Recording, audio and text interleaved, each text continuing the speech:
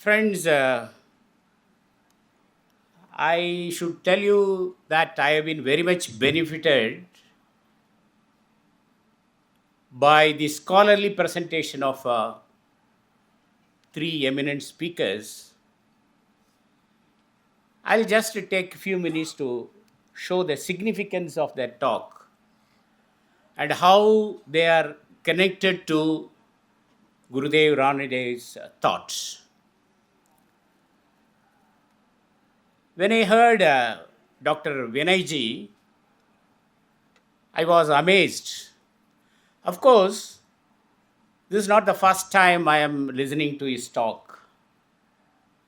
Few years ago, in Indian Institute of Advanced Studies, Shimla, he delivered the 26th memorial lecture of Dr. Radhakrishnan, wherein he made a very beautiful speech with regard to India and its soft power.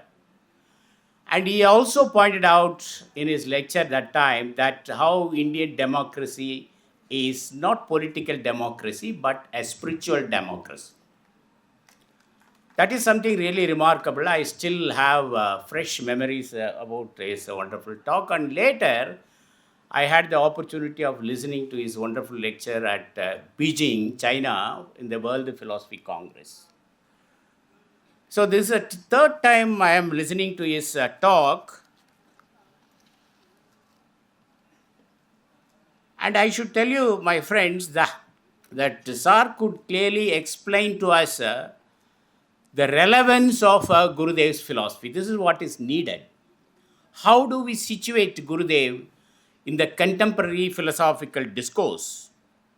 For example, he has argued that how the philosophy of Gurudev could be connected to Lord Buddha as well as the integral humanism of our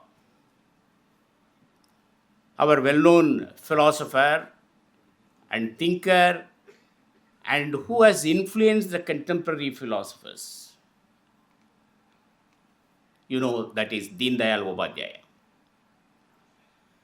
The methodology which Sir has adopted is something remarkable for the main reason that he was telling us that how the philosophical discourse must be based on Indian philosophical tradition, because we have got a very rich tradition, and any revisiting must based on this approach.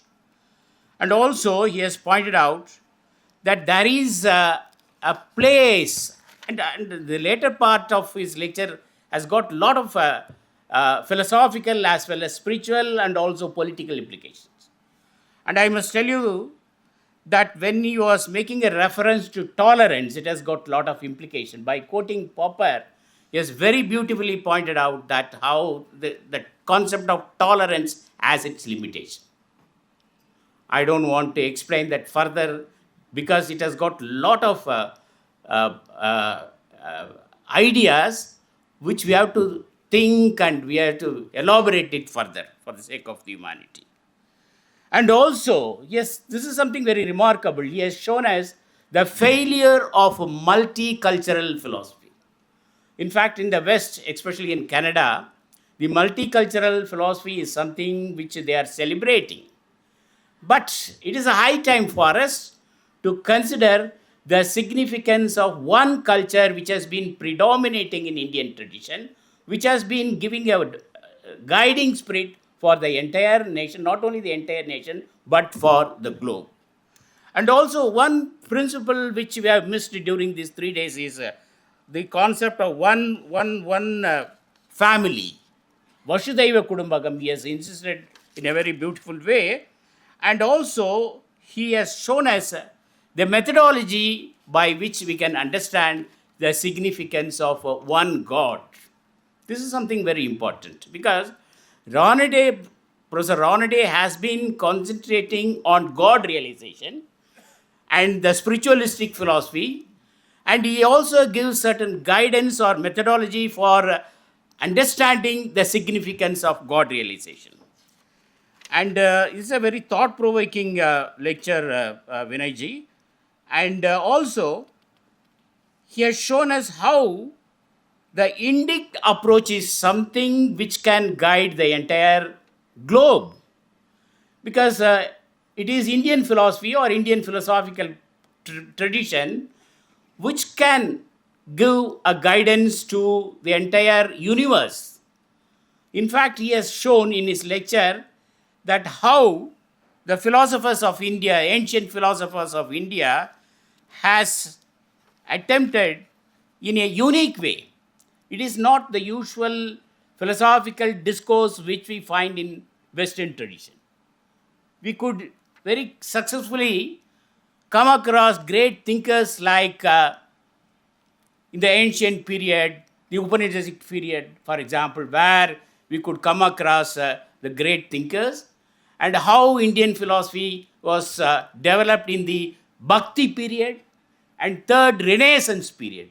So these are, I would call, the primal spirituality of Indian philosophical tradition. That has been emphasized in a very beautiful way. And also, I should say that Dr. Vinay's methodology is something very unique in the sense that he could tell us how mysticism is trans-relational. It transcends everything. That is the uniqueness of mysticism, which Gurudev has been pointing out. And also, the rational mysticism, he has given how rational mysticism is not a contradiction in term.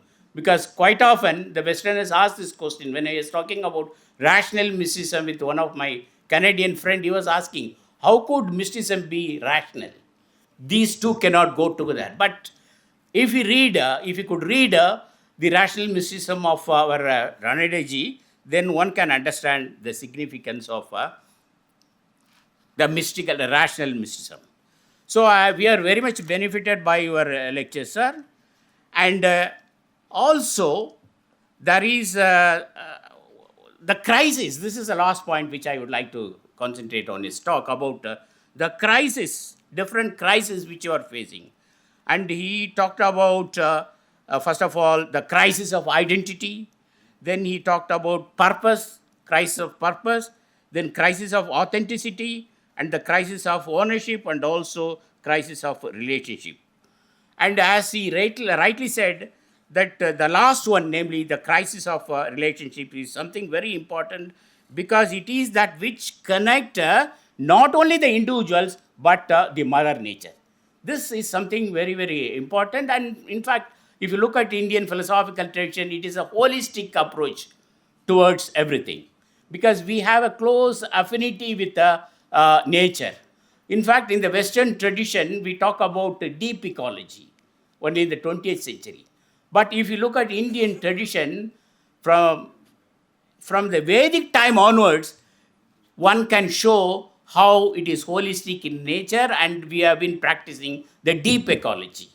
So, sir, we are very much grateful to you, sir, for your wonderful lecture. And coming to Dr. Ashwiniji's, Madam, it was a very, very, very thought-provoking, and we are very grateful for you to release this interesting book. I was glancing some pages.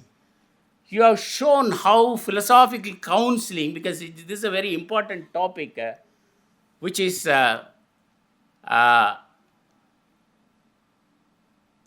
adopted in many universities and colleges, which is followed, which is included in the curriculum. Madam, the methodology which you have adapted here is something very interesting. In fact, in your talk also you made a reference to Kabir as a philosophical counselor, and also you made a reference to Buddha, and also Lord Krishna.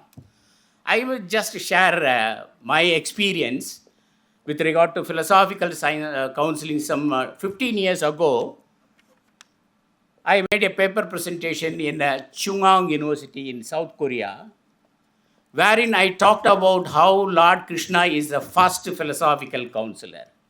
And also I shown the Advaitic methodology, wherein the distinction between the self and not self is made in order to understand not only one's own self but also the other. And the Westerners were so much fascinated by the methodology of Indian philosophical tradition and how we adopt this philosophical counseling. And also in your presentation, you could successfully show how the two methodologies which are available, Kabir as well as Gurudev, has got some common thread. What is the common thread? One you said is bhakti, and the other is applied ethics. The applied ethics, the theorizing ethics, perhaps is a Western concept, because in Indian tradition, from the beginning, from Vedic time onwards, we have been doing this applied ethics. So, thank you very much for elaborating that in a beautiful way. And Madam Priya, my very good friend, she has developed a new concept. This, I would say, this is something very practical, because now all the time we have been theorizing. We have been writing books and books after articles published. For example, Immanuel Kant wrote a well-known article, Perpetual Peace and all. But we are not practicing peace. It is not, peace will not come in a piecemeal way. So it is a holistic approach. This is what you have pointed out. So this methodology which you have adopted, that peace education should be introduced in all schools and colleges. And that methodology, you have given a very beautiful methodology. For want of time, I'm not elaborating. And 5 models which I suggested is really remarkable. And we are very grateful to you for giving a new methodology for understanding Gurudev. So I must tell you, my friends, that this is one of the fascinating sessions, and personally I have been very much benefited by the 3 lectures delivered by honorable scholars. And I also thank the organizers for giving me this nice opportunity of sharing some of my views on their talk. Thank you very much.